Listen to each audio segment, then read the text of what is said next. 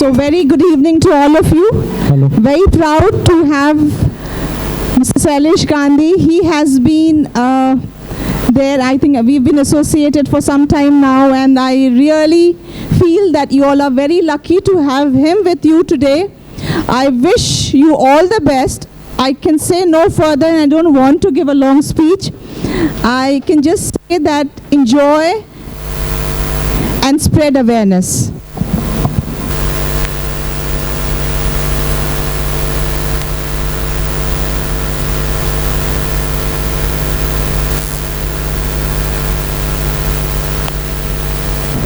Good evening, sir, Principal Madam, faculty members and my dear friends.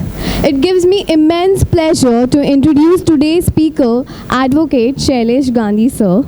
We are fortunate enough to have him enlighten us on the very important topic of RTI Act. He is a graduate in civil engineer from IIT Bombay. He was a first-generation entrepreneur in plastic packaging and was CMD of Clear Plastics Limited. He was part of the National RTI movement, which was involved in drafting the National Act. He was convener of the National Campaign for People's Right to Information. He has used RTI and also trained many citizens and government officials in over 1,000 workshops to use it. Formerly, he was an Information Commissioner with the Central Information Commission, New Delhi. He is the only RTI activist to have been chosen as a Central Information Commissioner. He disposed a record of 20,000 cases in 2 years and 9 months and ensured that most cases were decided in less than 90 days.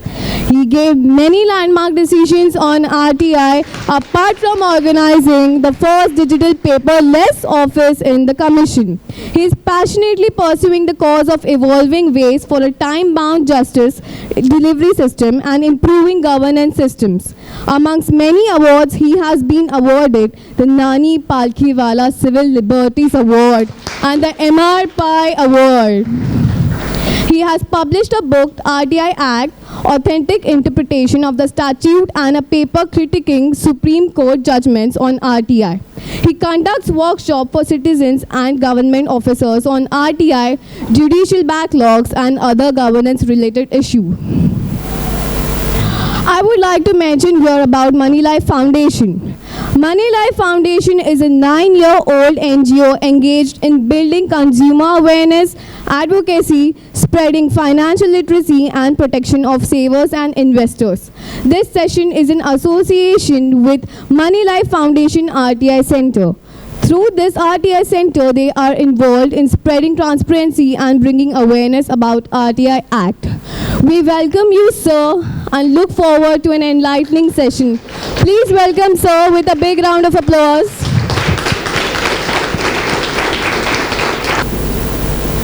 While I was coming, I was thinking today, I'm an old man, so one tends to forget a lot of things. Which is the world's largest democracy? Sure. Convinced? No doubt about that. When I was in school, I was taught that democracy is rule of the people, for the people, by the people. Is that right? Okay. If you go to a government office, do you think it is your rule? Do you think it's yours? Then how is this a democracy? We agreed that democracy is rule of the people, for the people, by the people. You all said this is the world's largest democracy, but you are also saying it is not your rule. If you go to a government office, you don't feel like you are the ruler. Then how is this a democracy? Is this a sham democracy? And this is, yes? In a way, yes. Now there are in a way yes and in a way no. Okay, fair enough. Why do we call India the world's largest democracy? We call India the world's largest democracy because we have a reasonably proper system of elections by which we are able to change leaders, we are able to change governments. It's a fairly fair system that operates, and we've done it earlier. I would submit to you that having an election system and a constitution are necessary conditions for a democracy, but are not the complete set of conditions.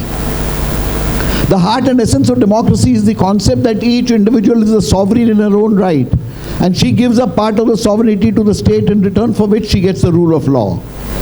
Sovereignty of the individual citizen is the root of democracy, is the root of all human rights. Why does a human being deserve respect, dignity? Because it is intrinsic. That respect and dignity comes because you are the sovereign in a nation, you are the sovereign in the world. In Hindi we use the word Lokshahi. Lokshahi can only have one meaning, Logon ki Shahenshahi. If you go to a government office, you should feel like a Badshah. If you go to a government office, you should feel like a Begum. But does that happen? If you go to a government office, do you feel as if you are a Badshah or Begum?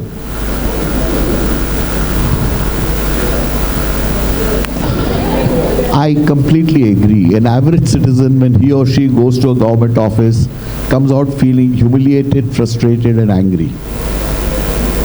तो फिर ये लोकशाही कैसे हुई? I'm hoping to tell you something about the right to information, but more importantly, at the end of this talk, when you go out of that door, start believing you are the Badshah or Begum of this nation. If I have been able to do that, I consider that this time we spent together was worthwhile. You are the Badshah or Begum of this nation, and that is the truth. One place where I mentioned something like this, one student got up and said, Mr. Gandhi, आप बातें तो बड़ी चिकनी चुपड़ी करते हैं, सब बादशाह बेगम बन गए. ऐसे देश 130 करोड़ बादशाह और बेगम से चल सकता है क्या? आपको क्या लग रहा है? Can a nation work with 130 crore badshahs and begums? आप बोलिए ना, ऐसे मतलब मुझे फिर डर लगता है कि सब आँख खुली रख के सो गए क्या? Actually, it happens, is what I would submit to you. And I'll give you two examples of this. The first one is of the United States of America. I'm not saying everything there is good, but in terms of democracy, they have a 2-century lead over us. In the United States of America, an immigrant from India, Pakistan, Bangladesh, China, if he or she has applied for the green card or citizenship of the United States, will very easily pick up a phone and ask about the status of the application. Whether there are any defects, when is the application likely to be considered, and so on and so forth. 99% of the times, he or she will get a very rational answer from the other side of the phone. Because a human being calls. You are all first-rate citizens of India. If you applied for a change of address in your ration card, and you don't get a response, will you pick up the phone to ask? Why? You don't have phones. You're so confident that nobody will pick up the phone, and in case somebody picks up the phone, he'll say, तुम समझते क्या हो अपने आप को? Even if you go to the government office, the chance of getting a rational answer are 50-50. One more example I'd like to quote to you, and then we'll go on to some of the provisions of the Right to Information Law. This is a story all of you are aware of. Mohandas Karamchand Gandhi got inside that train in South Africa 125 years back at night. He had a first-class ticket, but the white man objected, and therefore the train officer put him out of the train. In that same story is written something that we don't give much importance to. Mohandas Karamchand Gandhi made a complaint by telegram, complaining about what had happened to him. Mohandas Karamchand Gandhi, by South African law, then was a second-rate human being. Even as a human being, that law recognized him as a second-rate human being because he was not a white man. Despite that, he makes a complaint and the system responds to him. I will not bother to ask you that if you file a complaint in Indian Railways today, if in 12 to 14 days you just get an acknowledgement, you will say, "Arey, jawab mil gaya." Respect for the individual is the fundamental of democracy, is the fundamental of human rights, is the fundamental of all our modern concepts of human rights and democracy. Without that, no democracy exists, no human rights exist. And respect for the individual citizen, not citizen in masses. Today, if a major catastrophe hits Mumbai and 100,000 of us collect at Azad Maidan, maybe a public officer will get transferred. But you as an individual, when you go to a government office, you call up, you send a letter, you send a complaint, you get no response in most cases. It's not even considered necessary. Some people tell me, Mr. Gandhi, we have so many people in India. हम सबको जवाब कैसे दे सकते हैं? If I have so many people in India, I also have so many people who can service them. So many people who need jobs, so many people who need employment. Therefore, I would submit to you that do not ever accept an argument that India has too many people, therefore they cannot be serviced. They should be able to service it much better than the Western countries. And that is the standard we must say, मैं इस देश का बादशाह या बेगम हूँ. I must get my respect as an individual, and I will respect others. The public servant is also a Badshah or Begum. It's not just, it's a negotiation of equals, which is the key to a democracy, which is the key to human rights. The first such law came in Sweden 250 years back, 2nd December 1776. After that, for nearly 150 years, no other country had such a law, entitling citizens to get information from the government. In the last century, over 100 countries, now I think the figure is 120 or 125 countries have got such laws enacted. India got its law on 12th December 2005. Before that, some states had the laws, but the national law came about in 2005. And it's actually bringing a huge change in the way the paradigm of power is shifting. It is enabling one citizen, जो बात कर रहे हैं बादशाह और बेगमियत की, one citizen sitting in your own house asks for information from the government. Why should the information be given? Because it is my rule. Democracy is rule of the people, for the people, by the people. I am the ruler. You are the ruler, individually, not हम नहीं. Start thinking about it. I am the ruler. And therefore, every table, tube light, chair, every plane, car, tank in the government belongs to me. Is that right? Yes, sir.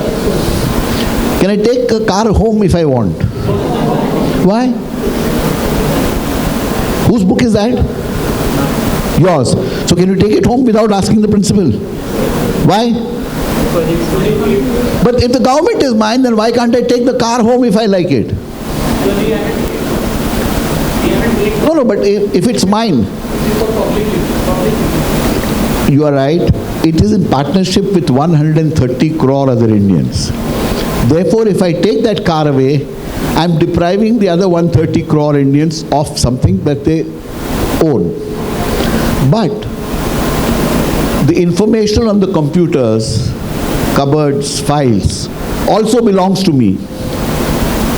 And if the information belongs to me, I have a right to get that information. And if that information is given to me, it does not deprive anybody else from their information. The default mode is, I own the information and therefore I must get it. Just as a precursor, in India, this movement started as a people's movement in Rajasthan, somewhere in 1991-92. Aruna Roy, Nikhil Dey and Shankar Singh, three people got together. They used to explain to people the concept of democracy and were trying to get people to get their rights. One evening, the story goes that there was people were sitting around a chauraha and discussing about things that are wrong, cribbing as I call it. ये गलत है, वो गलत है, यहाँ पे पैसा खा जाता है, सरकार का सब पैसा यहाँ पे खर्च नहीं होता, there's a lot of corruption, etc., etc. There was a budi amma of 80 who said, I am illiterate. She was illiterate, but she said, all you young people, you know how to read and write. Why don't you go to the government office and take a look at the accounts and what money has been spent in the last 2 years, and you will be able to know whether money is spent properly or not. 1991-92 की बात है. The others said, who will show us the accounts? If we go there, they'll just throw us out. हम कौन हैं? हमारे पास authority क्या है? And this budi amma made a statement. She said, मैं इस देश की रानी हूँ. अगर मैं इस देश की रानी हूँ, तो जो पैसा खर्च होता है वो मेरा है. अगर पैसा खर्च होता है वो मेरा है, तो हिसाब लेना मेरा अधिकार है. Great concept of democracy. People went to the BDO's office, they asked for the papers and files. The BDO threw them out. They said, तुम समझते क्या हो अपने आप को, तुम्हारे बाप का माल है क्या, get out. They started a dharna, and then the collector came, the minister came, and ultimately papers were shown to them. And this established for the first time in actual practice that yes, citizens own the information that is held by government. Thereby started what has been very popularly known as the slogan of the RTI movement. हम बोलेंगे क्या साथ में? The slogan is हमारा पैसा हमारा हिसाब. मैं बोलूँगा हमारा पैसा, आप लोग बोलेंगे हमारा हिसाब. और देखते हैं कितना गला फाड़ के लोग बोल सकते हैं हमारा पैसा, हमारा पैसा. वंडरफुल. अब बादशाह या बेगम बन गए. And once you become the Badshah or Begum of India, you have rights, you also have duties. A Badshah or Begum of a nation does not say कि अरे मैं कुछ नहीं करूँगा. शिवाजी महाराज और अकबर बादशाह in their days would not have said मैं तो बादशाह हूँ, मैं बैठूँगा आराम करूँगा. If something was wrong, they corrected it. If something is wrong in this nation, you as the Badshah or Begum of this nation have a responsibility, a duty to correct it. Now we'll take a look at some of the provisions of the RTI Act. Incidentally, I'm not an advocate. I'm just a stupid engineer. But all of you are lawyers, and if you understand this law is extremely simple to understand. People in villages are understanding this law. And as law students, you should just look at the law carefully. It's a very small act and is very easily understood. And I would submit one thing. In my opinion, law is what is passed by Parliament. The words of a law have to be given meaning to. It is not what would be good for society. It is what the law says is the words of the law. So we'll take a look at this together, ma'am. Information means any material, etc., etc. In simple terms, if I put it, information must exist. What exists is information. Please remember, right to information is not right to interrogation. There's a difference. If a record exists, it must be given to you in the right to information. If it does not exist, for example, if you were to ask, if I apply for a job in the Municipal Corporation of Mumbai, will I get it? Now, there is nothing on record showing what would happen if you applied for a job. Therefore, the PI will say this is not information. If you ask what is the meaning of this law, unless there is a record of it, the PI would refuse it. If there's an illegal building somewhere and you say, give me details of this building, everyone can see that building. But on records, if the building doesn't exist, the answer would be, there is no building. And that would be correct information. Information is what exists. Who has to give information? Section 2H says, public authority means any authority or body or institution of self-government established or constituted. A, B or C covers everything that we normally call government. State government, central government, panchayat, municipal corporations, municipalities, all these get covered by A, B and C. By notification issued or order made by the appropriate government. For example, deemed universities become deemed universities by virtue of a notification specifically issued for them. Therefore, they are all public authorities and are covered by the Right to Information Act. And includes any body owned, controlled or substantially financed, non-government organizations substantially financed directly or indirectly by funds provided by the appropriate government. Why? Because पैसा मेरा है. मेरा पैसा है, जहां सरकार का जाता है तो मुझे हिसाब लेने का अधिकार है. Have you all heard of Mumbai Metro 1 Private Limited? किसकी कंपनी है? रिलायंस की. Sure. हाँ, but रिलायंस की कंपनी है, मतलब नॉर्मली तो कहेंगे, ठीक है.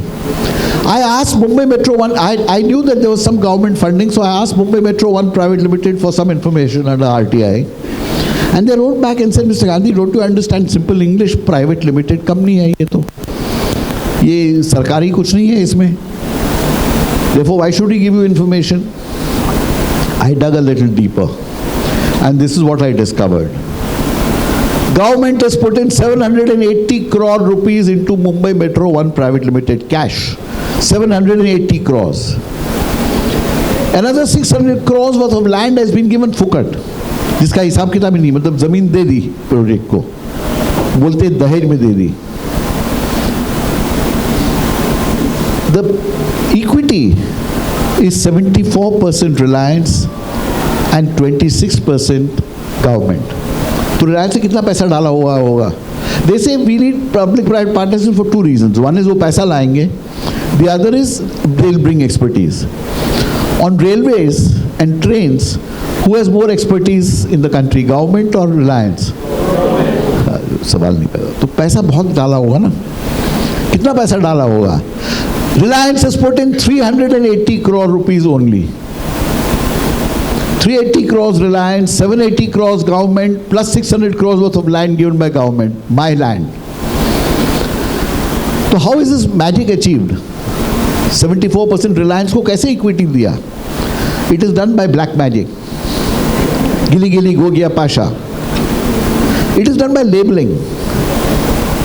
780 crores of government are given under two labels. 600 crores is given in a label called viability gap funding. To make the project viable, we have to give 600 crores. दे दिया.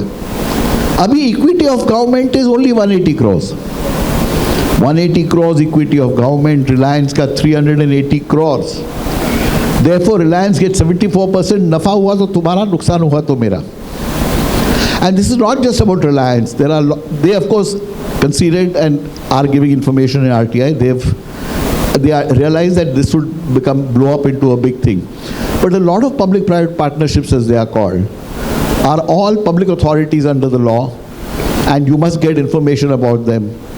And a significant number of them are public gives, private takes. It's not a partnership. The people of India have enough assets and money so that nobody needs to be poor. Forget poor, we are all rich if our assets are divided properly, fairly to us, and our share is given to us. Right to information means the right to information accessible under this Act, which is held by or under the control of any public authority, and includes the right to inspection of work, documents, records.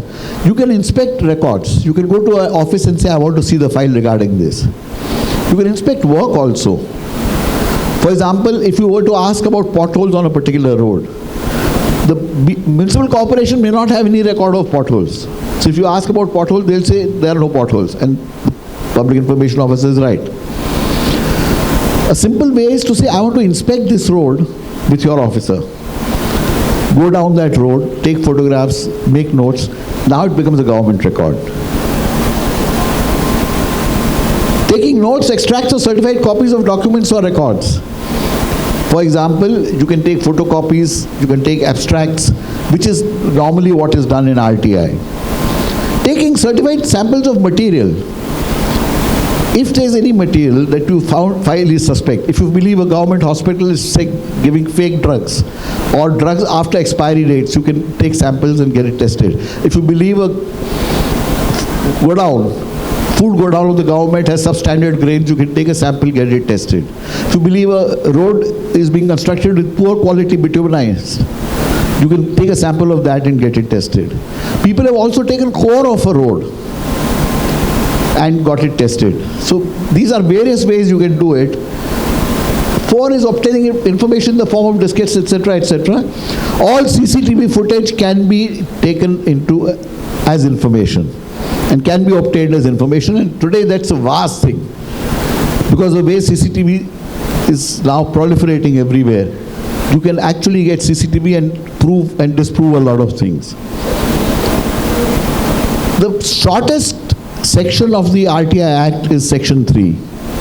Subject to the provisions of this Act, all citizens shall have the right to information. Who can have the right to information? All citizens of India. Therefore, the establishment has accepted everywhere that organizations cannot. Your college cannot. But the principal of the college can sign as in her name and she can access information. But an organization, NGO, company cannot get information under RTI because this has been treated as a fundamental right, and fundamental rights are normally with citizens only. They are not with other agencies. Can any information be denied? What do you think? Yes. Why?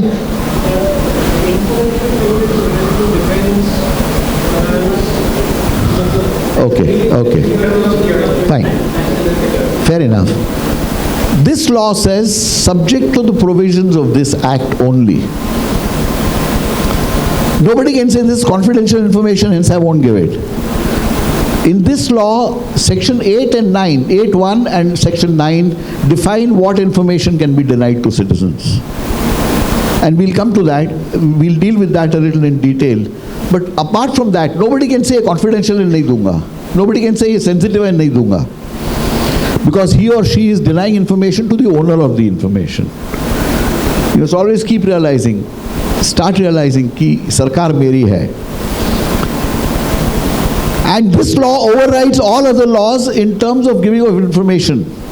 Therefore, in most cases, in a law court or in a dispute, somebody will say this law says this, somebody will say this other law says this. Company law says this, so-and-so law says this. In RTI, the Right to Information Act overrides all earlier laws. And therefore, the only law one needs to know is RTI as far as this is concerned. And that is the reason why ordinary citizens are able to access it and use it very easily. Now, just trying to figure out whether I'm making much sense or not. Are these seeking information? If I apply for a water connection, will it be granted to me? If I ask this in RTI, will I get information? No. Good. Wonderful. Why does Swami Vivekananda Road have many potholes?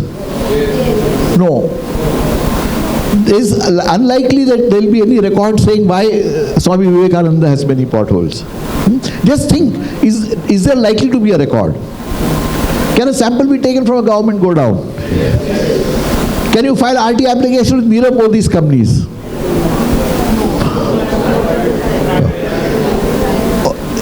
You are right, partly paisa hamara hi hai, but by law it is not recognized as such. Can you file an RT application with an aided school? Yes. Wonderful. 25% you know the RTI Act as much as I do now.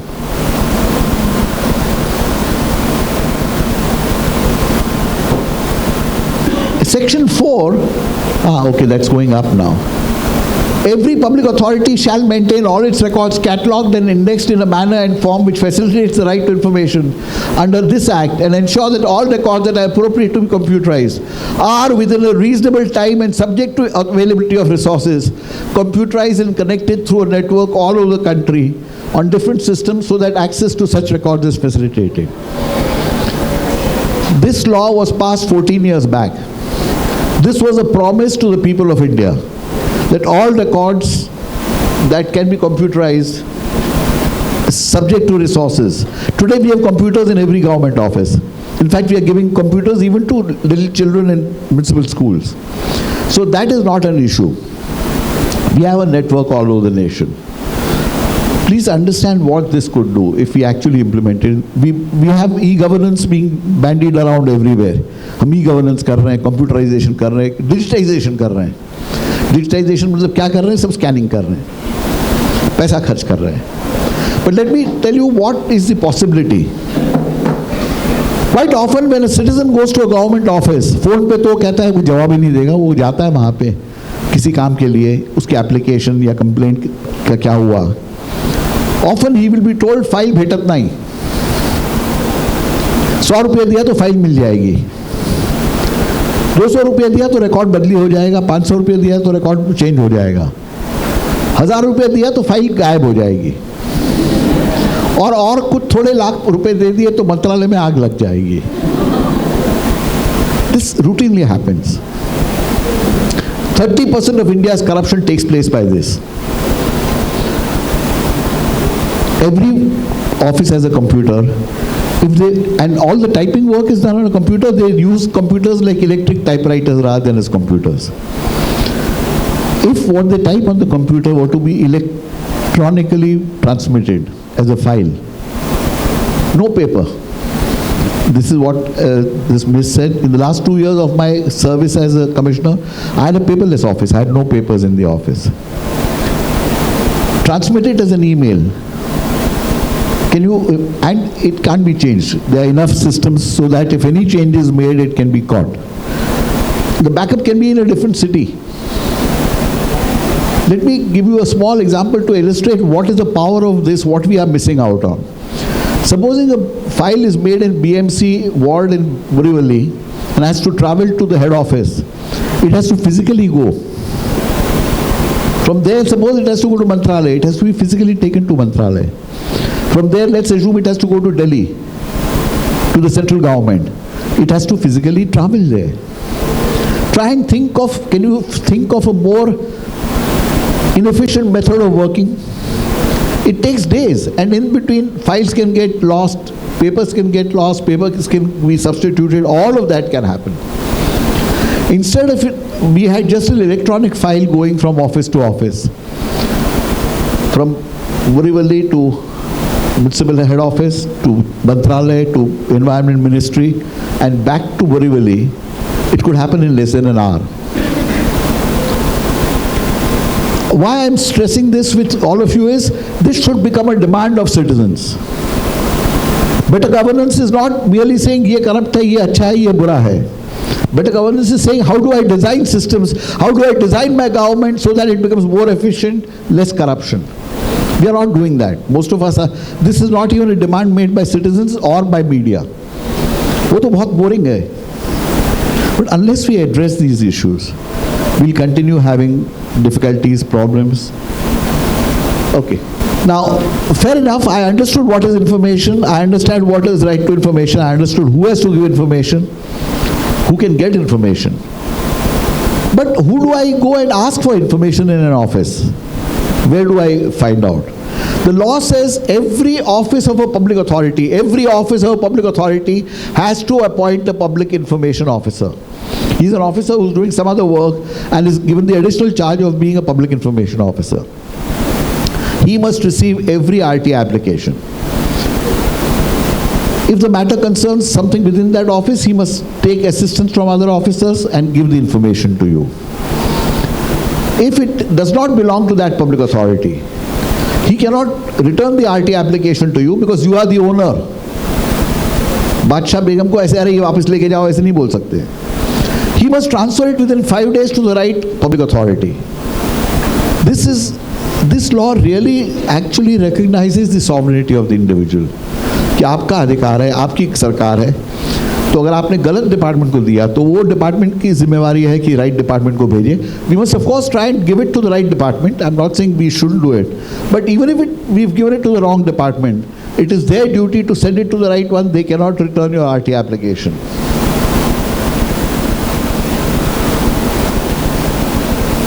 A person who desires to obtain any information under this Act shall make a request in writing or through electronic means in English or Hindi or the official language of the area in which the application is being made. In Maharashtra, it will be Marathi. Quite often I have friends who say, oh, but I gave an RTI application in English, I must get the response in English. Normally that won't happen, you will likely to get it in Marathi.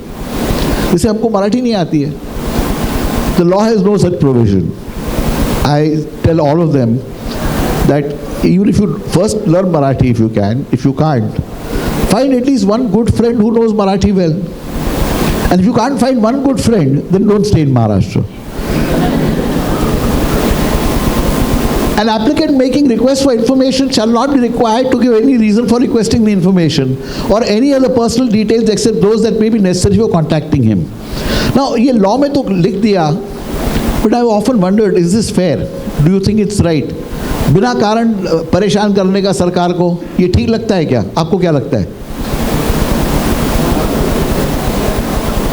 Not fair. There should be a reason. There has to be a reason, right? आपके घर में cupboard है? खोलने के लिए आपको permission लेनी पड़ती है आपकी वाइफ की? नहीं, क्यों? मेरा कबर्ड है, तो why should I have reasons for this? Information मेरी है. No, but if the information belongs to me, we agreed information belongs to me, we agreed only the exemptions in the law may not be given, then why should I have to give reasons? Please also understand Article 19(1)(a) gives you freedom of speech and expression, which includes freedom to speak, to sing, no matter how badly I sing, but I can sing. Nobody can, I don't need anybody's permission. I can publish, that also comes from there. My right to information is also derived from there. Before I speak, do I have to give reasons? Before I publish something, do I have to give reasons? If I am asked to give reasons for seeking information, I'll tomorrow be asked to give reasons for publishing. I'll tomorrow be asked to give reasons for speaking. बोलने के पहले permission ले लो भाई. Even in a college, you don't need anybody's permission, you speak. Therefore, reasons should never be asked for, and that is one of the key principles of the right to information. Start thinking and believing like you are sovereigns of this nation.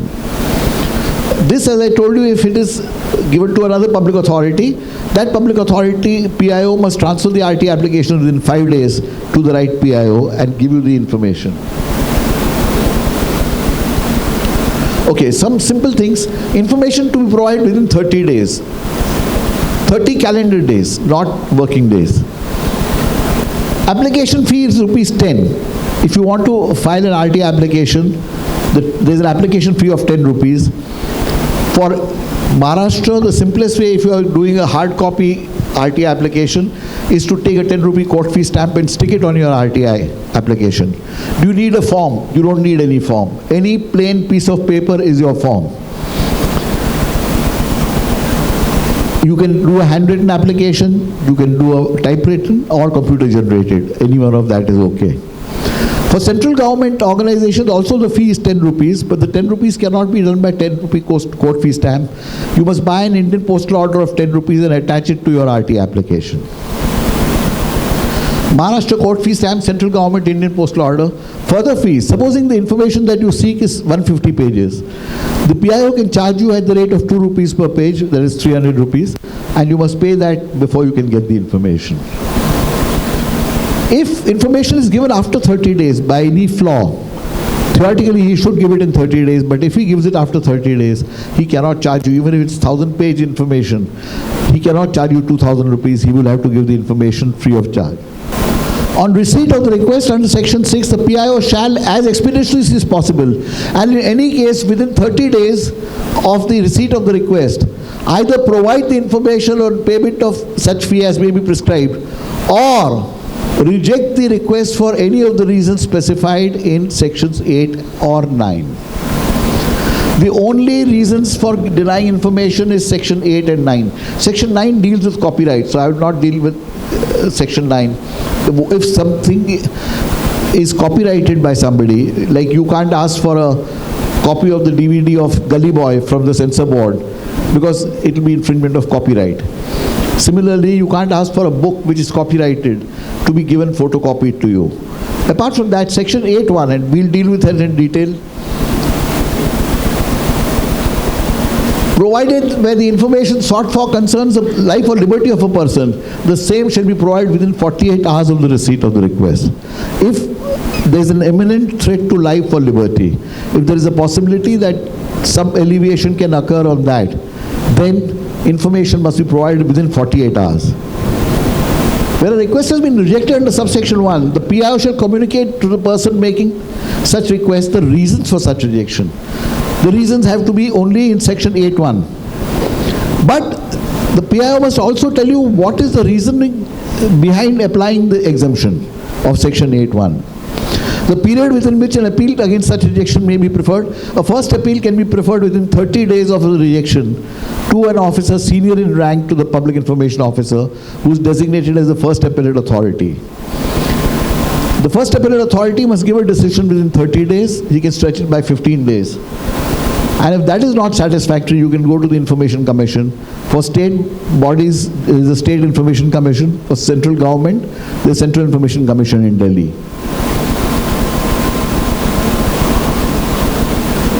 And the appellate authority details must be given by the PIO.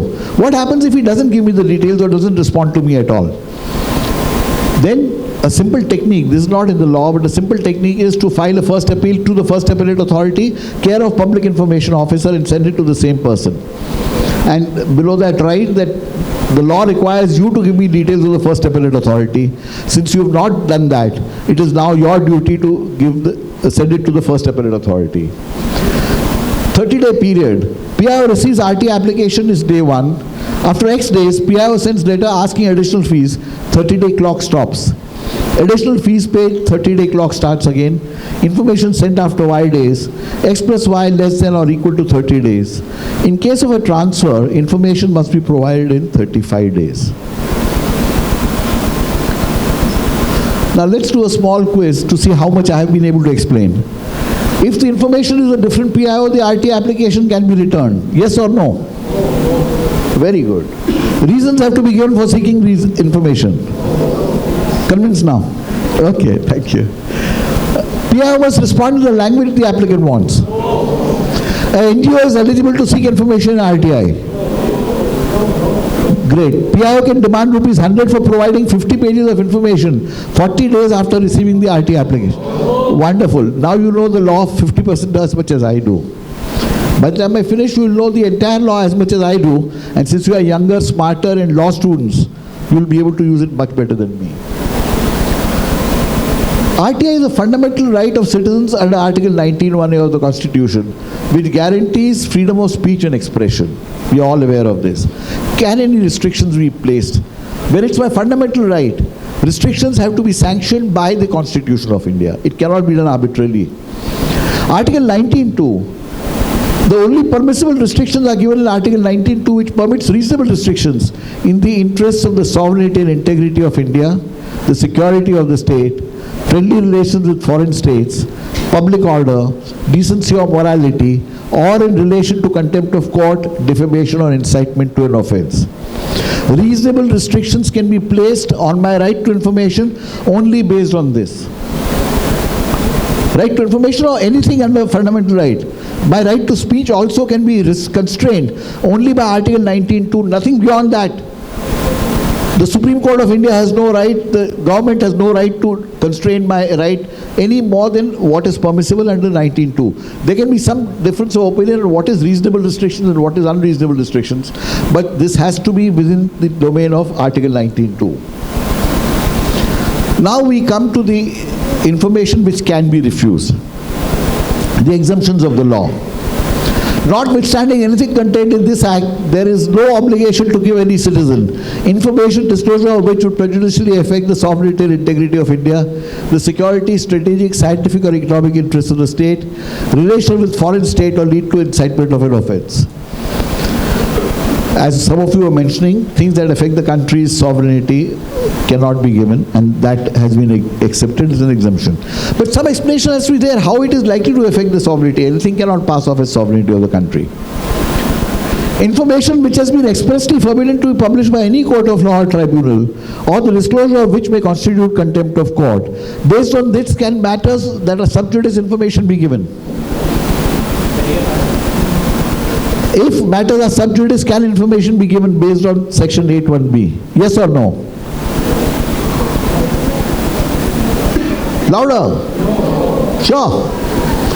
Did Parliament use the word sub judice? Please take a look. Then why are you amending the law? Tell me, why are you saying sub judice is exempt? Learn to read the words of a law. Parliament knew the word sub judice. It is not that Parliament did not know the word sub judice. Parliament did not put it. What it said is expressly forbidden to be published by any court of law. So there should be an express order of a court or a tribunal saying this information shall not be released. Only then can it be refused. Because matters are sub judice, information cannot be denied. Information would have to be provided. Sub judice is not any reason or exemption in this law. Information, the disclosure of which would cause a breach of privilege of Parliament or the state legislature. What kind of information is that? For example, budget papers, if you seek before the budget is presented, that cannot be given to you because it will be breach of privilege of Parliament. Commissions of inquiry reports. We are all aware, a lot of commissions of inquiry reports are made, and usually if they are inconvenient, they are put inside the drawer and forgotten. You all heard of the Adarsh Ghotala? Yes, everybody hears of Ghotalas. So when the Adarsh scam was at its peak, the government said, क्या करने का? Simple, judicial inquiry बिठा दो. कुछ भी गड़बड़ होता है, judicial inquiry फिर भूल जाओ उसको. The Commissions of Inquiry Act says that within 6 months a report must be presented. That is usually obfuscated by giving extensions. The Adarsh Commission took 2 years to give its report. The Commissions of Inquiry Act also says that within 6 months this must be presented on the table of the Parliament or State Legislature. Normally it is not done. Adarsh Commission report also, because it named the former Chief Minister and some other ministers and senior government officers, was not put on the floor of the legislature. Government just forgot about it. After 7 months, I asked for a copy of the Adarsh Commission report. The PIO refused, saying, breach of privilege of legislature. It has not been presented to legislatures, how can we give it to you? I argued that once 6-month period is over, you've already breached the privilege of legislature. So you can't say, दो बार मैं breach करूँगा. Once you've breached, it's breached. You'll have to give it to me. The PIO refused to give it. The First Appellate Authority also rejected my application. I went to the Commission. The government realized it as an untenable stand. So what they did was, which was good, they presented it on the floor of the legislature and gave me a copy. All commissions of inquiry reports can be accessed by citizens after 6 months. They cannot say this is breach of privilege of Parliament or State Legislature. Information including commercial confidence or trade secrets or intellectual property, the disclosure of which would harm the competitive position of a third party. There is a larger public interest clause which we'll deal with later, which is part of 8.2. 2 conditions have to be satisfied. It must be in the nature of commercial confidence or intellectual property, and somebody's competitive interest must be shown to be heard. Having one of these elements is not adequate. If it is not in the nature of a commercial confidence which would not normally be shared, it can't qualify for this exemption. Unless you show that somebody's competitive interest will be heard. To give an example, Air India can claim for information relating to it that its competitive interest may be heard because it is in competition. But in my belief, Indian Railways cannot claim it because Indian Railways has no competitor. If you have no competition, this cannot be claimed. Tender papers, tender offers, before the tender is given, can claim this. Once the tender is given, you cannot claim that somebody's competitive interest is likely to be hurt and therefore it must be given. Information available to a person is fiduciary relationship. What is fiduciary? Yes? Financial? No. Fiduciary is not financial benefit. Okay. Fiduciary, the truth is, most citizens don't know what is fiduciary. Most government servants also don't know what is fiduciary. So quite often when a government servant wants to refuse information, he says fiduciary. Citizen भी बोलता है यार कुछ ये बड़ा नाम है, होएगा कुछ. Fiduciary, the traditional fiduciary relationships are doctor-patient, lawyer-customer, banker-customer. What are the key elements of this relationship and this transaction? No, trust is one of the elements. See, in fact, government officers say this, हमारे government पे trust है, इसके लिए information मिलता है. That is not fiduciary. All of us have faith and trust in each other that nobody is going to start pick up a gun and start shooting, right? Are we in a fiduciary relationship? Information is provided by a person to somebody with superior knowledge for his or her benefit.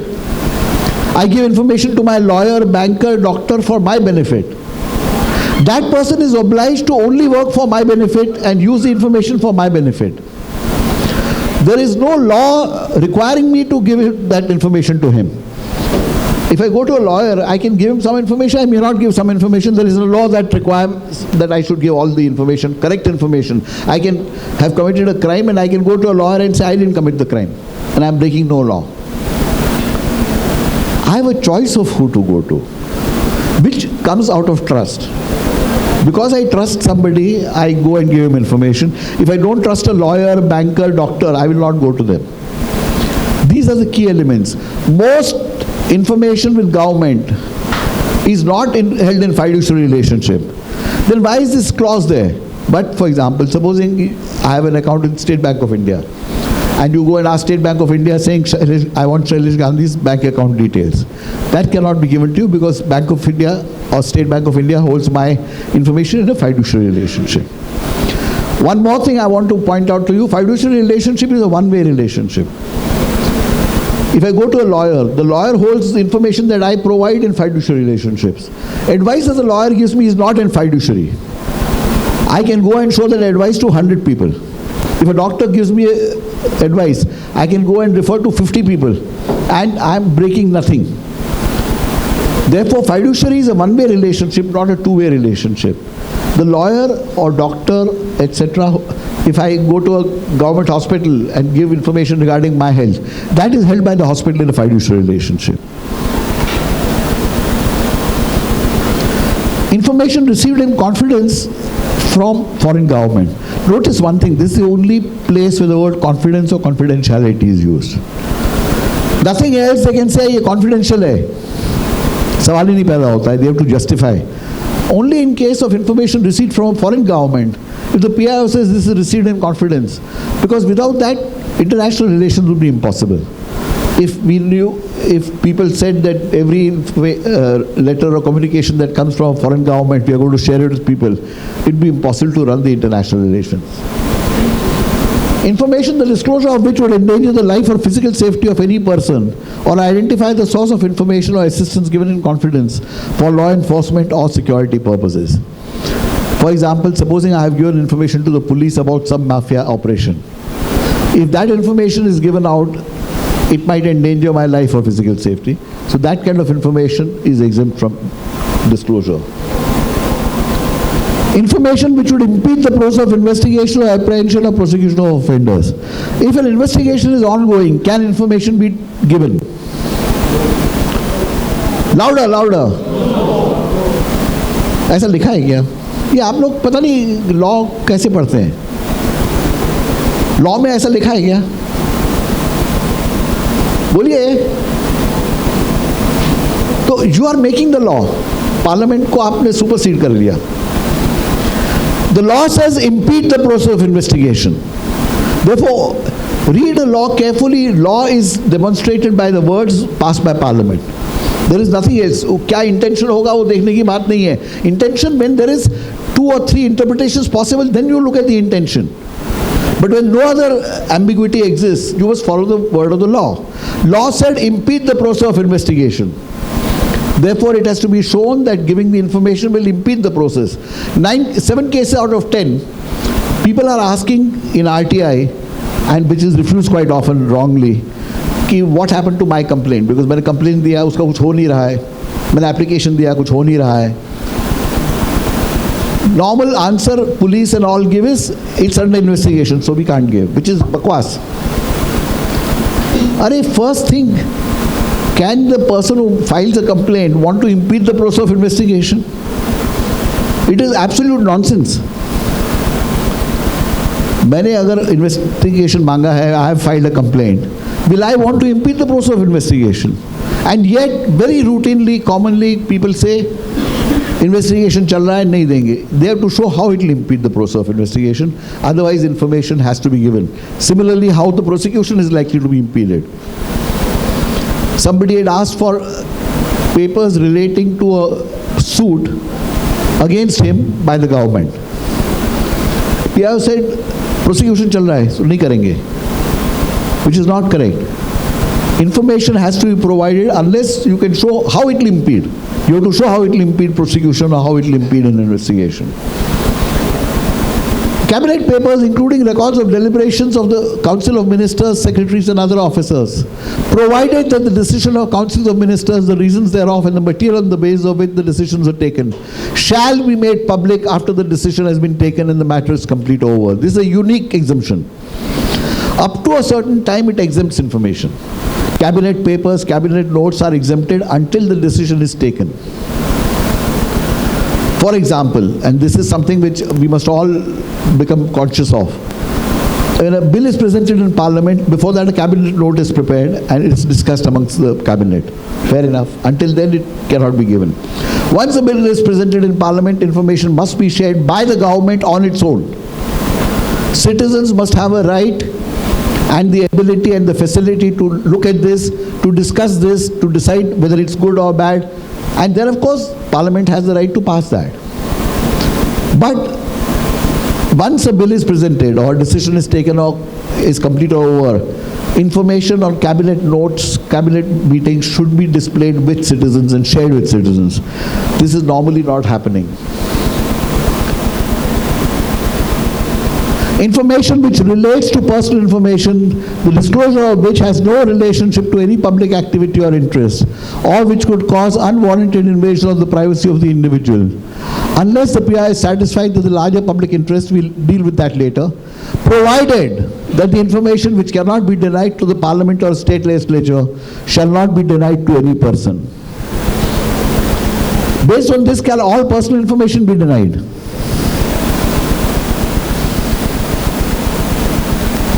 Yes, so nahi gaya ho itna jaldi. Based on this, can all personal information be denied? Okay, good. Personal information, if it is personal information, it may qualify to be in 81J. Information regarding a college, an institution, or a government, or a company cannot be called personal. Personal must relate to a natural person. So if it is personal, your name is personal. Your age is personal. The color of your hair is personal. Your age is personal. Everything is personal. Everything relating to a natural person is personal. Personal information, the disclosure of which has no relationship to any public activity or interest. What is a public activity? If you file for if you make an application for a passport, is it a public activity or a private activity? Private activity. Okay. Anything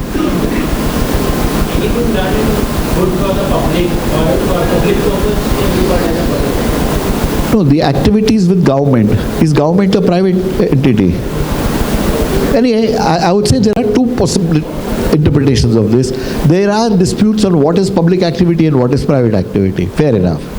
Or, even if you say this is a public activity, or which would cause unwarranted invasion of the privacy of the individual. What is privacy? You are all unaware of what is privacy. You are an excellent company. The Supreme Court of India is also unaware of this. A 9-judge bench in Puttaswamy sat together, gave a 547-page judgment, declaring, I call it proclaiming, that privacy is the fundamental right of citizens. But you read the whole judgment, nowhere can you figure out what is privacy. So I have a fundamental right, I don't know what it is. Is my name an issue of privacy? Is my age issue of privacy? Pata nahi. And the Supreme Court says it will develop on a case-to-case basis. Look at it from the right to information perspective. A poor PIO, how will he decide kya hai privacy? How can he decide? We were aware of this problem and therefore we had a specific proviso only to 81J. The proviso said, provided that the information which cannot be denied to a parliament or state legislature shall not be denied to any person. This proviso was made as an acid test for the public information officer. PIO को कैसे समझ में आएगा private activity, public activity? हमारे में भी, if we discussed, we'll have different opinions. What is privacy is still more complex. I've realized everybody dislikes being transparent themselves. You should be transparent. You should be transparent. आप सबको transparent होना चाहिए. मुझे क्यों? मुझे ज़रूरत नहीं है. Why should you find out anything about myself? If I want to give, I'll give. Otherwise, I won't give.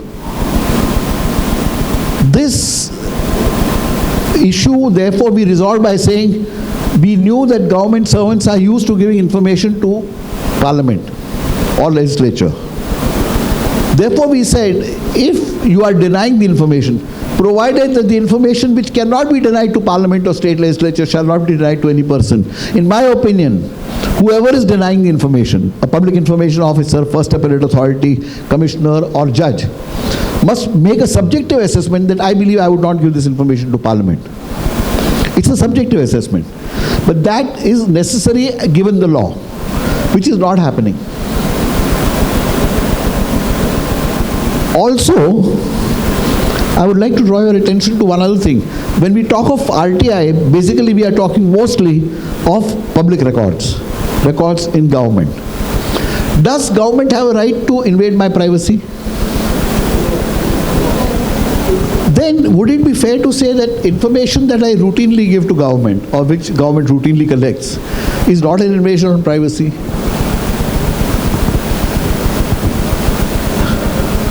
Or when I file for a government job, government is invading my privacy. I file for a passport application, government is invading my privacy. Would that be fair? Think about it. This is an issue of great importance to India, to the right to information and to the fundamental right of citizens. A newspaper, just this morning I saw in a newspaper some news about somebody having alleged to commit a crime. His photograph was there, his name was there. Does it destroy the man? Maybe yes. Did he commit the crime? We don't know. Police have only said accused. There we don't say it's an issue of privacy. And let me pause for a while and ask you, right to publish, right to vote, right to speak, right to information are all part of Article 19(1)(a). Why is right to publish so important? Why is the media considered the fourth pillar of democracy? Anyone? Why is media so important? Dead right. Because it gives me information, because it informs the citizens. If, as she says, the reason for media's importance and being considered the fourth pillar of democracy is my right to information, what should come first, right to information or right of media? Start believing that. Today in India, that is not understood. That is not understood by media, by citizens, by government, by courts. They have not internalized this simple thing. In fact, the data protection bill that has been proposed by Justice Sri Krishna exempts from data protection various things to journalists. What basis? Then they must exempt citizens also. If you are going to exempt journalists, you must exempt citizens. But this is not understood. A very strong, powerful narrative is being built in India. The right to information ganda hai. And let us look at it, the privacy aspect from another aspect. Article 19(2) permits reasonable restrictions in the interests of sovereignty and integrity of India. Would the issue of privacy affect sovereignty and integrity of India? Yes or no?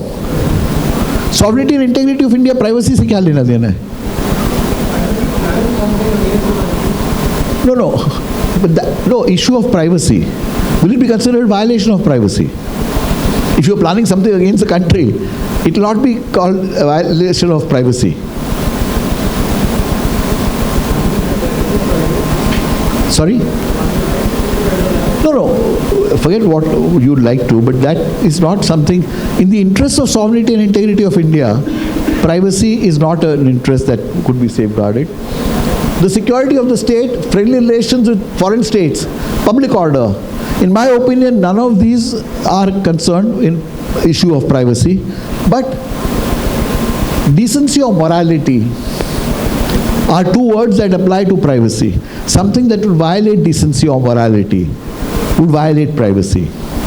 And that is the reason we said you should not give it to Parliament also. Supposing something violates decency or morality. Somebody's been raped. Information is sought, should be denied.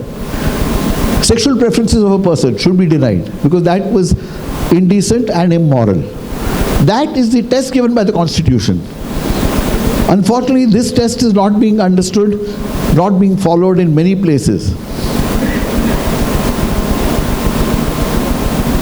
Okay, let's now let me stop and ask you to think a little. If a matter is sub judice, information shall not be provided regarding it. No commercial information shall be provided. Great. Confidential information shall not be provided. No. False. False.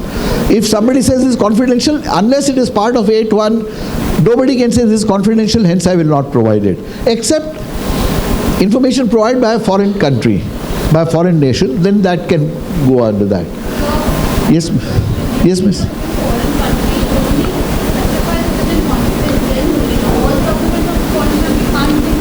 Should not be, but the point is there you have to leave it on the PIO's or the department's discretion. If they say it was given in confidence, you can't say now let me take a look at it. If it's been given in confidence, it is exempt. You can't have access to it. So there, the claim of confidentiality can be used to deny information. But in everything else, the claim of confidentiality or sensitivity cannot be used to deny information.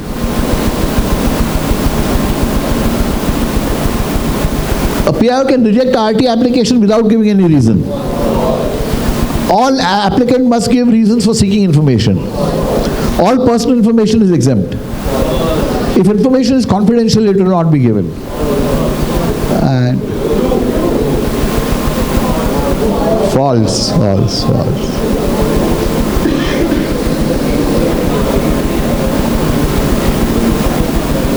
Okay, 8.2. Notwithstanding anything in the Official Secrets Act 1923 nor any of the exemptions permissible in accordance with subsection 1, a public authority may allow access to information if public interest in disclosure outweighs the harm to the protected interest. If an exemption applies, even then if you can argue that there is a larger public interest, to give you the example of Nirav Modi's companies, if you ask for information from Punjab National Bank about Nirav Modi's companies' transactions, they might use and say it's fiduciary. But you could argue, perhaps, that there's a very large public interest in disclosing this because there's a major fraud that has been committed. It could be considered. But public interest has to be shown only if an exemption applies, not otherwise. You need to show public interest only in the rare event that an exemption is applicable. If no exemption is applicable, no public interest needs to be shown. There are a lot of people, including some Supreme Court judges, who have said there should be public interest in disclosure. Why? If tomorrow you ask me to display public interest for disclosure of information, I'll be asked to give reasons for public interest for speaking. तुम बोलते क्यों हो? पहले public interest बताओ. आप publish क्यों करते हो? पहले public interest बताओ. We should oppose this and realize that our fundamental rights are at stake. Okay. First appeal to first appellate authority in 30 days for not getting information, incomplete information or wrong information. First appellate authority should decide in 30/45 days. He can extend it by 15 days. If result of first appeal not satisfactory, file second appeal to the commission within 90 days. Section 19(5) is important to understand. Onus on PIO, the denial of information was justified. You really do not have to justify why you want information. You need not show any public interest unless an exemption is established.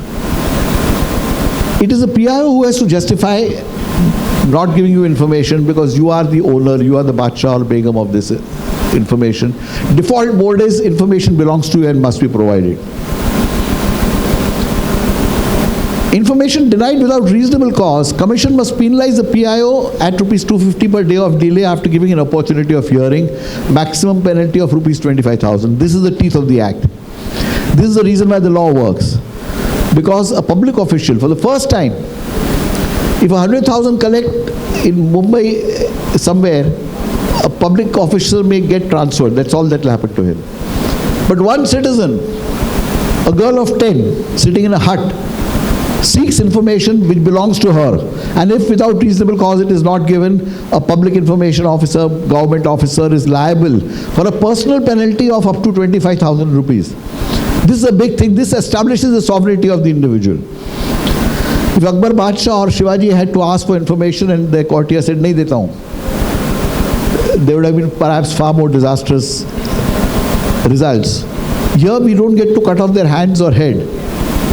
But that person will pay a personal penalty if without reasonable cause he or she refuses to give us information. This is a big thing, recognizing the sovereignty of the individual citizen. Now this is very important to understand. The provisions of this Act shall have effect notwithstanding anything inconsistent therewith in the Official Secrets Act and any other law for the time being in force, or in any instrument having effect by virtue of any law other than this Act. All laws, if they are inconsistent with this, are overridden by this. Some people say, but whether it's consistent or not. To which my argument is very simple. If there are two routes of obtaining information, it is my choice which route to adopt. If I adopt the RTI route, you have got to give me information based on this. You cannot say, no, I will look at this rules, I will look at this law and therefore deny information. Because in case of inconsistency, this overrules. And if there is no inconsistency, why should you worry? Official Secrets Act also gets overridden by this. But now, see, there is a slight misunderstanding in the, I think Rafale, or what was that? Recently, Supreme Court had said that this information could have been obtained in RTI and the Official Secrets Act will not apply. The Official Secrets Act has not been done away with. What is the implication of that? In my opinion, what it means is a government officer cannot of its own go and give information to somebody. If he does that, he'll be violating the Official Secrets Act. When in RTI a citizen asks for information which has to be legitimately given, then the Official Secrets Act cannot be brought into play and say that I will not give it because the Official Secrets Act says this.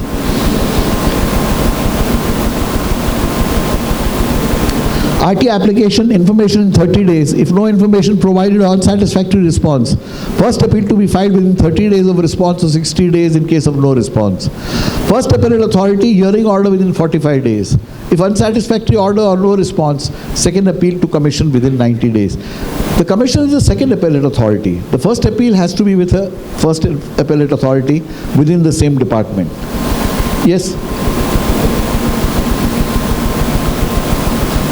True or false? Now, this is the fourth quiz. If you do this, 100% you know the law as much as I do. If the PR refuses to give the information, on the applicant must file an appeal with the Information Commission. False, false, false. First appeal must be filed first. Information which is not to be displayed as per the Evidence Act or Supreme Court rules shall not be given. False. This overrides all other laws as far as giving of information is concerned. RTI application was filed on 1 January and was rejected on 10 January. The first appeal can be filed on 25th February. Great. A form for filing an RTI application must be obtained from a government office. Freedom of press is more important than the right to information. Wonderful. This is the Badshahs and Begums of this nation talking. You've imbibed the RTI.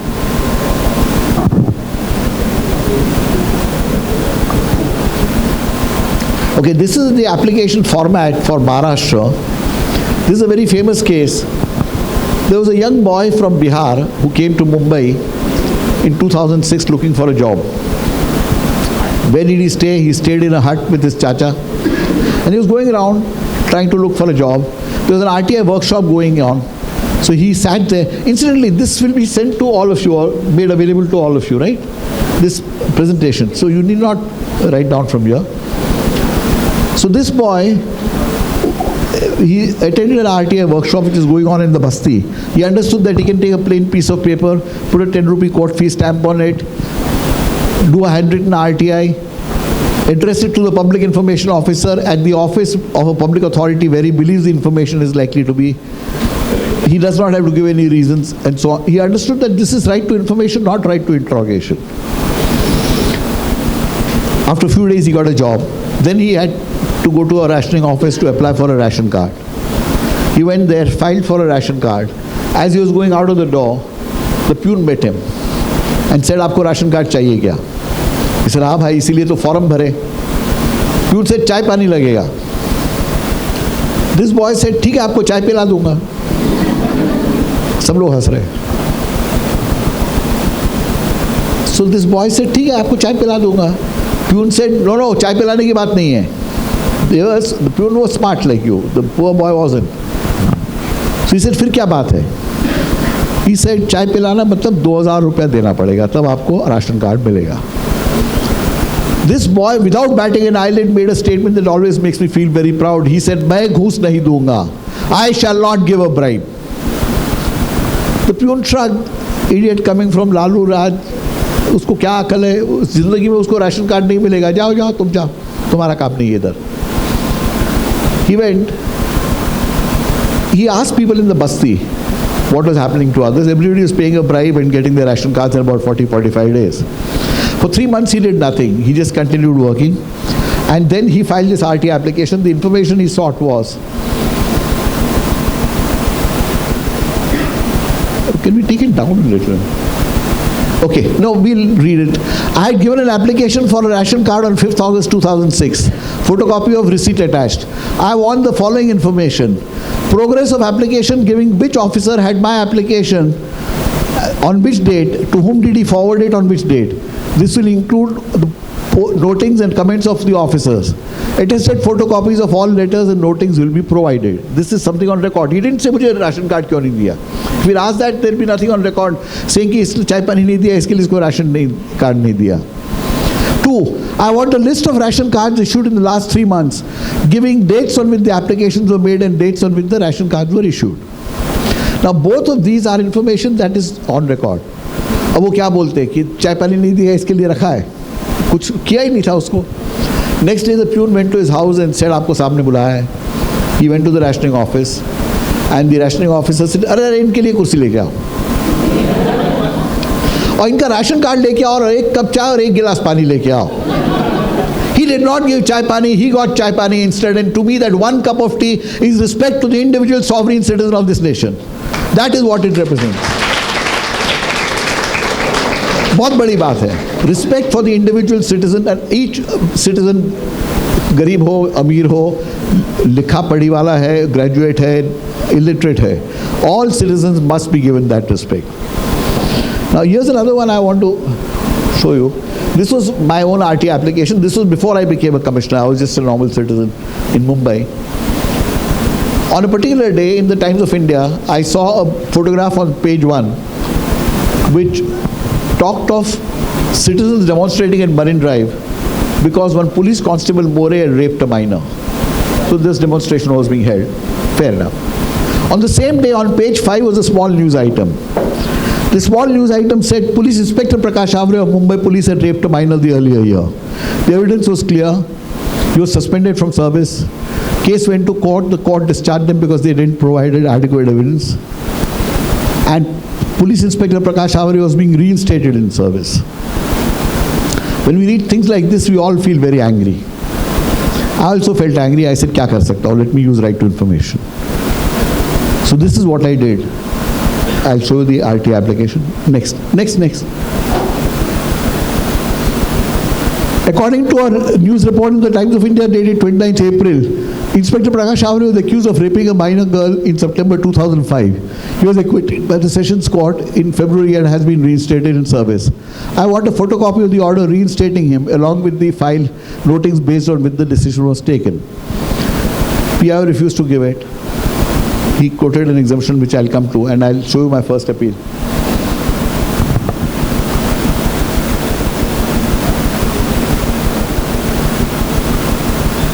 Okay, this is the first appellate grounds for appeal. Facts of the case. I had asked for information regarding the reinstatement of Inspector Prakash Avre as per the attached application. Yes. The PIO first sent me a letter stating that the information would be provided by Bhaikhala police station. The PIO Bhaikhala replied by his letter of so-and-so that the information could not be provided as it was exempt under section 81H, which exempts information which would impede the process of investigation or apprehension or prosecution of offenders. Grounds for appeal. The PIO has not shown how providing the information would impede any investigation. In fact, no investigation has been held since Prakash Avre has been reinstated. The rejection is without any basis in law.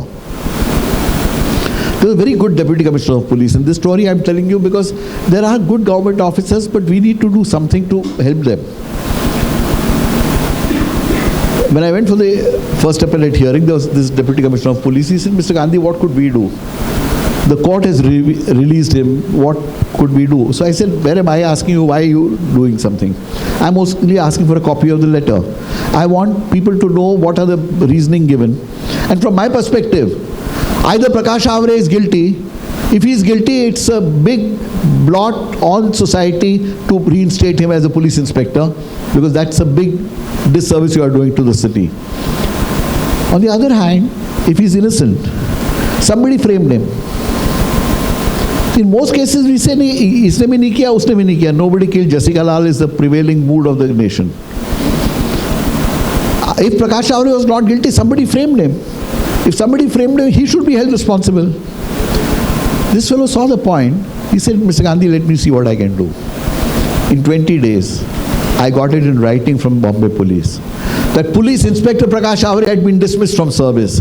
That is the power of right to information, that one individual sitting in your own house, all alone. Will it happen every time? The answer is no. It will not happen every time.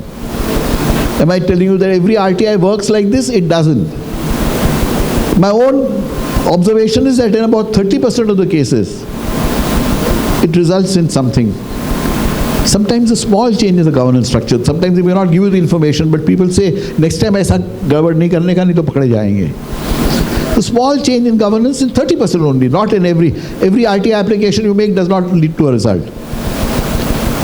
Here's a dream I want to share with you.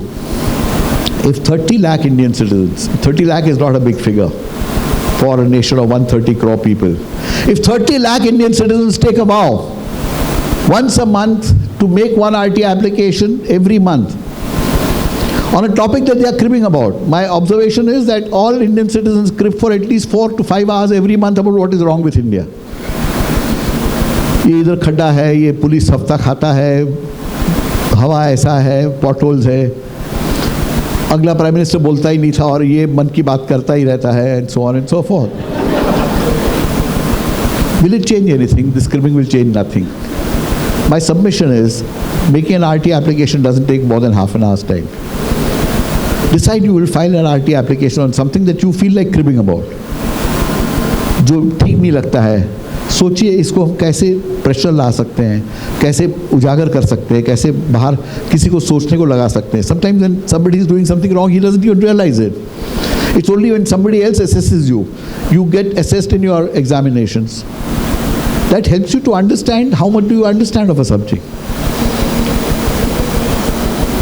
If you do this, if 30 lakh Indian citizens did this, 3.5 crore times RT application will be filed with the government.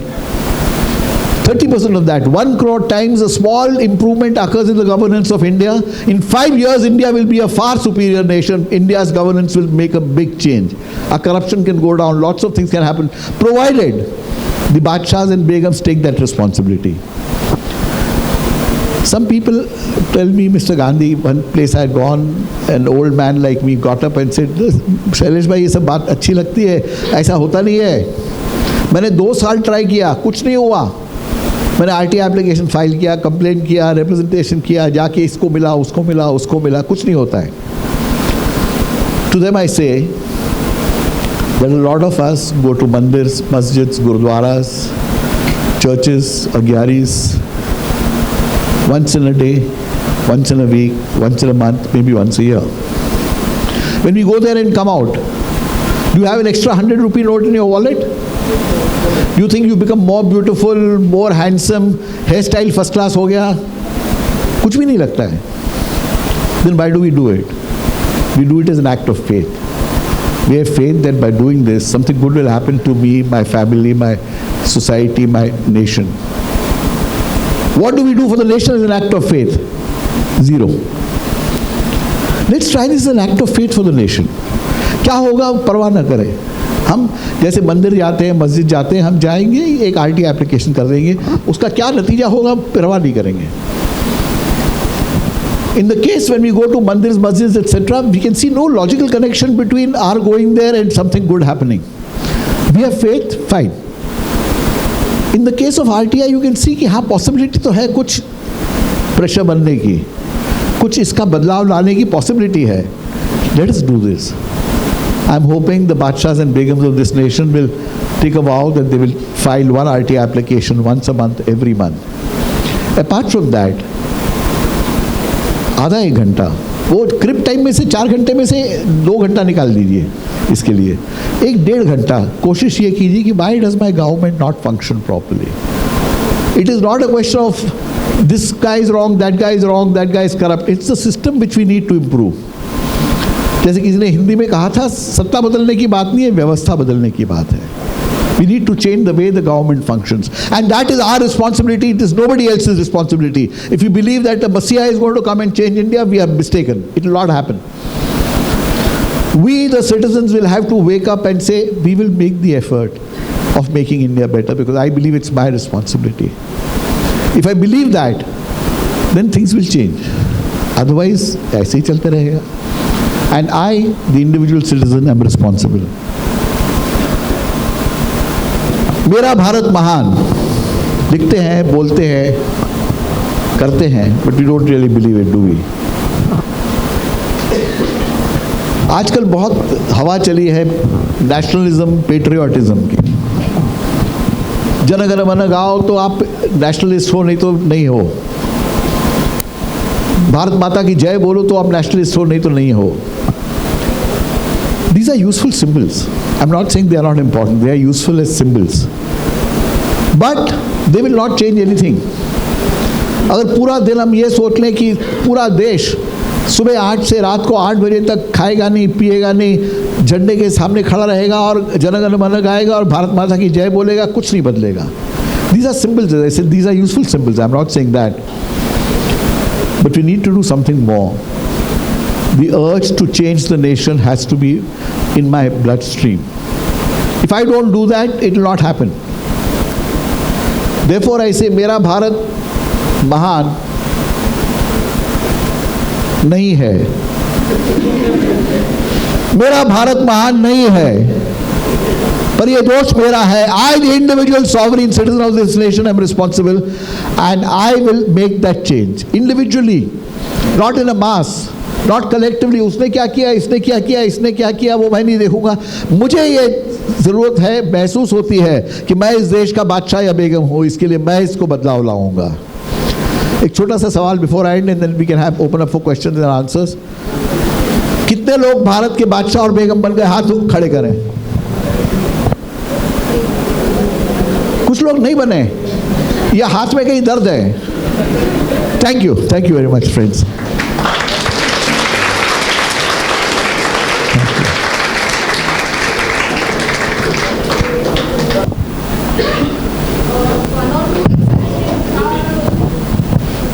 Exceptions which you have listed down in section 8, 1 or 2 exceptions are like being misused by government.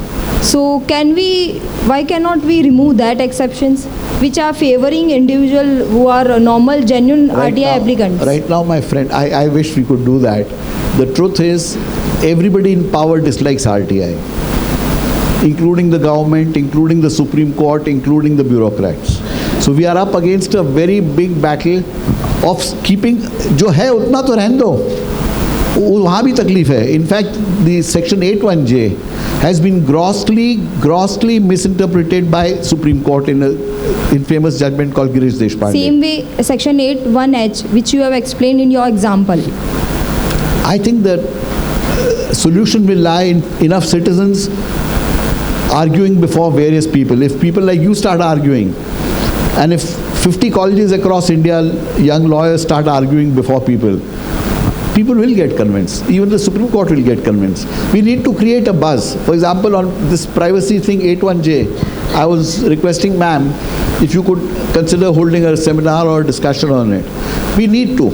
My submission is, hold such discussions, file RT applications, go for appellate hearings, put across your viewpoint. Okay. Even in writing. Even if you don't go for an appellate hearing, put across in writing. Things will change. Citizens have a reasonably good amount of power in creating public awareness, which by and large we are not doing. We are just taking it, और कोई करेगा. Okay. Yeah, Yes. Thank you. Sir, you have been a CIC yourself, so I want to know with this recent amendment of the government which has been proposed, which is actually the question arises whether the CIC and the IC will be able to dispense their duties much better or will get affected by this kind of amendment which is going to happen? it is likely to impact. One way of looking at it is the powers remain the same. So really speaking, if people are independent, it should not impact them. But the truth is, most of our commissioners, and this is not true of just the Information Commission, this is true of human rights, women's, children's, lokayots, governors, are selected because they are tattoos of the ruling dispensation. And therefore, a significant number of them will do what the government says or what is liked by the political bosses. But there are a few independent commissioners who manage to get in, or by some stroke of luck they get in, or even former bureaucrats who take an independent position once they become commissioners. They may be impacted. That is the message that goes out. And they are only saying that they will change the perks, the salaries, and what they will tenure. But they have not said what, and the reasons they are giving are false. The reasons are completely frivolous. They've given two reasons. One reason is in the statement of reasons and objects, where they have said that the election, these are equal to, the Central Information Commissioners were equal to the election commissioners. So they have said that election commissioners are constitutional bodies and information commissioners are statutory bodies. Now this is frivolous. National Green Tribunal, National Human Rights Commission, all these are statutory bodies created after the Constitution was made. And they are equal to the Election Commission or the Supreme Court judges. So this is a frivolous argument. Also, very interestingly, the first bill of RTI was presented to Parliament in December 2004. 31st December, because of a demand in Parliament, this was referred to the Parliamentary Subcommittee. In that Parliamentary Standing Committee, there were 6 to 8 BJP MPs, including the current President of India. And the bill had suggested that Central Information Commissioners should be equal to Joint Secretaries in the Government of India. This committee said, no. If you do that, the independence and autonomy of the commissions will not be there. Therefore, they should be equal to the Election Commissioner. This was a suggestion, recommendation of the President of India, at that time not the President, as an MP. And now the government says, "Oh, to galat tha." This was their recommendation, which the government then accepted. So it's evident that they are not telling us the true reasons. The true reasons appear to be only theoretically as it goes. They can give a tenure for 1 month as the law stands. What they will do is anybody's guess. I think it is more a question of showing the commissioners their place. तुम्हारी औकात मैं बता दूंगा, which is unfortunate. I agree. But I'm also submitting to you that as a citizenry, we must fight not just about information commissions, but all commissions. Most of the commissions don't work. Human rights, women's, children's, lokayots, governors, ये काम नहीं कर रहे हैं. These are our checks and balances of democracy. If the checks and balances of democracy don't work, it is unlikely that we'll get a good governance structure. So I'm taking it beyond the information commissions. There should be a transparent process of selecting them. There should be some criteria as to what is required. Just think, to be a police constable, there is some criteria. इतना छाती होना चाहिए, इतना height होना चाहिए, 100 metre इतनी देर में दौड़ना चाहिए, वगैरह वगैरह. For governors, or not all politicians, at least people who are appointed. Politicians get their legitimacy out of the vote they get. So they need not have. But the other commissions, lokayots, we are not even demanding that. The nation is not even demanding it. There is nowhere in the conversation that these people need to be better people, need to have some criteria of selection, some qualifications, some transparency in the way they are selected. We are not even asking that. We are not even asking that for our judges. We need to do that, my friend. Sir, I have gone across a lot of instances where officers reply saying that this is a question in the RTI and we do not reply to question answers. So my question is to you, do you think that such grounds of excuse are genuine and the appeal to such... They are illegal. I have given a few dozen decisions like this, saying the law does not say I cannot pose a question.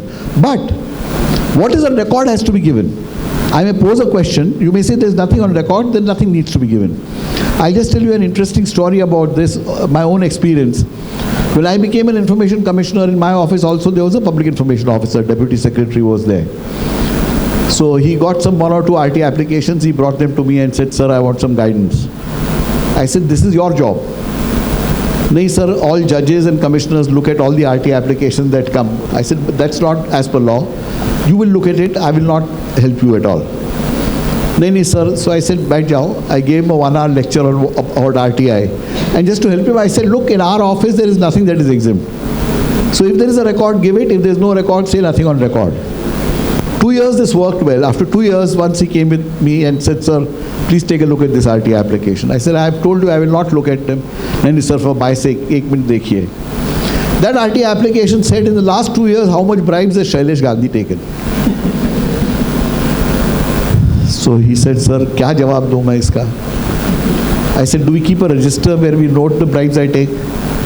He said, sir, kya mazak kar rahe hain? So I said, say nothing on record. He said, if I say nothing on record, he will say, that means you take bribes. I said, how will you certify whether I take bribes or not? RTI is only about a matter of records. Because it is posed as a, if you ask, who's the Prime Minister of India? It'd be an idiot who would say, no, ye RTI mein nahi puchenge, this is not information. Obviously it's information. Who's the head of a department? Who's the minister? So no matter how it is framed, in fact, the law categorically puts on the PIO the duty to assist the applicant in seeking information. If a person cannot write or is sensorily disabled, the PIO must write it for him. So this law, this whole thing of questions not being answered is completely wrong, and I'd be very happy to send you my decisions on this. Thank you, sir. Anyone else? Good evening, sir. Ashish to be here. Sir, I'm very happy to see you here in person, and the reason behind this happiness is completely different. Last week, I had a huge fight with argument, I will say, with First Appellate Authority over the same thing what my fellow has asked. That I had asked the PIO a few questions and they rejected by saying that this kind of information we cannot provide under RTI because this does not comes under RTI because it is in a question answer format. So that day I had power to fight with that First Appellate Authority, and I had holding an order, and that order was in support of me, and that order was given by none other than Shailesh Gandhi ji. So I was so happy, sir. But even after mentioning all the things, all the points, even I had the order copy I shown to him. He didn't agree, sir, and he rejected that in under RTI we cannot answer you questions. I agree. There are things that are going wrong. There is a very powerful opposition to RTI, a very powerful thing. And unless citizens do something actively, it will not go away. And just for your information, after retiring from office, I have filed 6 appeals and complaints with the Central Information Commission, which I was a commissioner earlier. And all 6 have been dismissed. So either they don't know right to information or I don't know. My point is, these things will keep happening. But we must keep this battle going. We don't lose a battle. We may lose a particular outcome, but the entire battle is still to be won. The amendments, we have started a petition online to oppose the amendments. And they've amended it, it's law now. So people said, hum kya kar sakte hain? To which my answer was, in 1857, we lost the war. People could have said, ye to foreign country hai, hum kya kar sakte hain? Kuch kar hi nahi sakte, har gaye. 90 years India struggled. And throughout a foreign power. Ye to meri sarkar hai. इसको तो vote लेने आना है मेरे पास 5 साल के बाद और ये सुनेगी भी, क्यों नहीं सुनेगी? हमको आवाज़ तो उठाएं, हम आवाज़ ही नहीं उठा रहे. So I genuinely believe, don't look at individual successes and failures. As I told you, by that record 6, it is slightly hurtful when I see that happening. I mean, I can see that there is no legal reasoning given, but they dismiss it. Partly I am told commissioners consider it a badge of honor कि शैलेश गांधी का appeal reject कर दिया, तो ठीक है. But we continue this battle, and overall, in totality, we can make a huge impact. Is what I'm saying. And sir, if you can give us thumb rules to become next Shailesh Gandhi. आप लोग तो बादशाह और बेगम बन गए, मैं तो यार बुढ़ा हुआ तब बादशाह और बेगम बना, बेगम नहीं बना, बादशाह बना.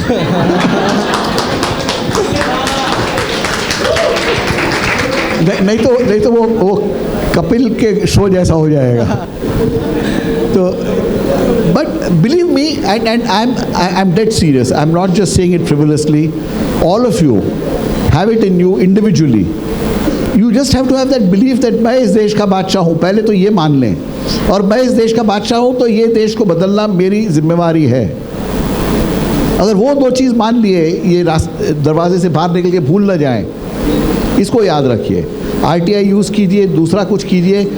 Consciously say, it is my duty to make the nation better. If the nation is not good, I will not blame somebody else, I will blame myself. If a lot of us do it, I'm sure we can make a huge change in the nation, my friend. Thank you, sir. Thank you. So I've got a question. I wanted to ask you, is it like a specific time specification which the document or the information which I'm requiring for, is it on the current basis itself or even retrospective or something which I'm asking for 10 years or 15 years old? If a record exists, it has to be given. After 20 years, if the record exists, out of the 10 exemptions, 7 disappear. Only 3 exemptions remain, A, C and I. Okay. 7, like it's like the Amitabh Bachchan show, 50-50 बोलता है ना, या 70-30 हो जाता है after 20 years. If information exists 1,000 years old, it has to be given.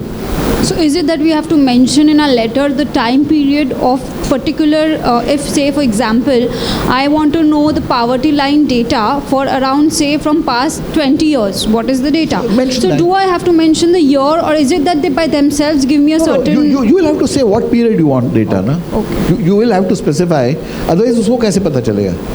If we don't specify, then till what certain criteria is there inside it, sitting that 2 years ago they just provide you data or something like that? There's no criteria. There's no criteria. It depends. Basically, it depends on you to specify On the the letter. period. And normally keep the data as small, keep the period as small as possible. Don't make it too large, because then a PIO also feels like बहुत काम करना पड़ता है.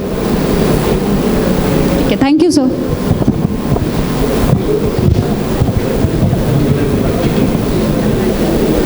Good evening, sir. Sir, can we get a copy of FIR under RTI? You should. No, but before a month, I filed a RTI for getting a copy of FIR of a third party. They denied me, saying that say of third party is required. No, bakwas hai. Section 11 of the law is what is called the third party clause, which says that if PIO intends to disclose information, which would be the case, which means the information exists and the PIO comes to the conclusion that it is not exempt, or he has to come to the conclusion that it is exempt. Even if the third party gives an objection, the denial has to be only based on section 8 or 9. Third party section 11 is not an exemption at all, it is wrong.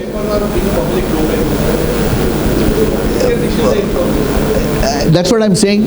Information that can be denied is only as per section 8 or 9. Nothing else. Section 11 is not an exemption.